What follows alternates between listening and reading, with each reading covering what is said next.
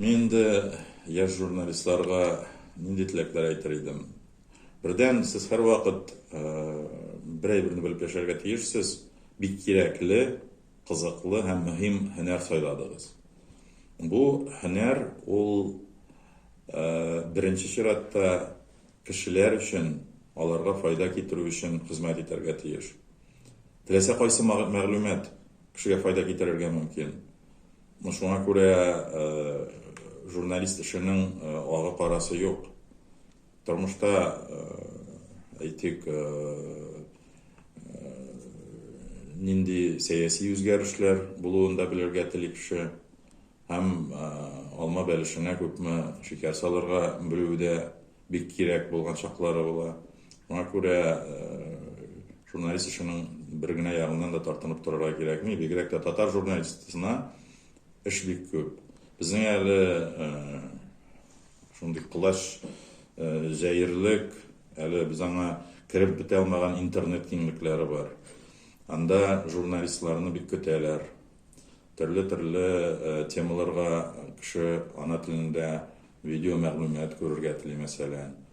Аңа да мохтаҗлык бик зур. Шуңа күрә сез сайлаган һөнәр, без сайлаган һөнәр, аның бик күп яклары бар, һәм иң мөһиме ул кешегә файдалы булырга тиеш. Менә әгәр сез үзегезнең материалны күргәннән соң күңелегезгә ниндидер рәхәтлек хисе иңә икән, димәк, сез үзегезнең миссиягезне башкаргансыз. Әгәр сезгә кемдер шалтыратып рәхмәт әйтә икән, бер генә кеше дә булсын, димәк, сез юкка бу һөнәрне сайламагансыз. Шуңа күрә матурлыкка омтылыйк, җитди, акыллы һәм тирән материалларны да күбрәк язарга, иҗат итәргә тырышыйк. Һәм без үзебезнең ана телендә эшләвебез белән татар халкына, милләтебезгә хезмәт итәбез. Һәм бу хезмәтнең әҗере ул журналистка карата хөрмәт.